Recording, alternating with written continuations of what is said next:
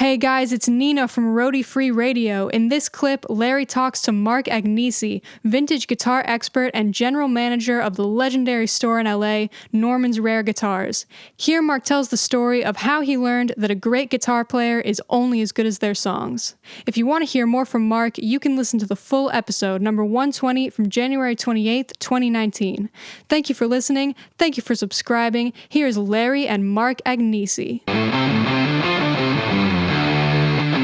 And when did your love affair with Keith begin? Always. So like I said, my dad worked in rock radio, so I grew up on Rolling Stone stuff. I don't think I really started to appreciate the Keith thing probably until I got to college. Because I went to Belmont University, which is in Nashville, Tennessee, which is a music school. Now I went there to major in music business, not in guitar, but there was, obviously tons of guitar majors there. And everybody kind of, every high school kind of has their hot shit guitar player, and everybody's the hot shit player in their city, right? And then you get to this environment, and you start to really separate who's for real and who's not. And for me, I didn't have to get outside of my dorm room. Like my roommate was like one of those guys, and it's like, oh shit, like I'm never gonna be the guitar slinger guy that I thought I was going to be, or at least that I thought I was.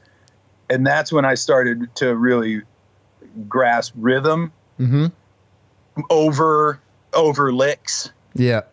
And that's, I think, when I started going back and listening to Stone stuff and going, if anybody else was playing rhythm guitar on this, it would not sound like this. There's something so unique, that sloppiness, but sloppiness sometimes is personality, and Keith's sloppiness is hard to emulate. Yeah. It's really hard to get the hang of it. And you listen to soloed out tracks, and it's like he plays it different every single time. He never plays it the same way twice. Why? Because he was high on heroin. But it was like, but you try and recreate that, and it's like, oh, it's really tough. He's really great. You start to learn, I think, as you get more musically schooled, where the heart of the matter is, and it's usually in the rhythm of the song. Yeah. And it's also the song. Yeah. Not the guitar playing. That's right. something that I still have problems with a lot of, because I see a lot of artists every day, and I see a lot of great guitar players that are just killer players, and it's like, man, if we could only get this guy a fucking song, maybe he'd be a star. Yeah. It's like, it's one thing to be a really talented musician and talented player. It's another thing to be a great songwriter, and to expect people to be both. Dude, that shit only happens. Yeah.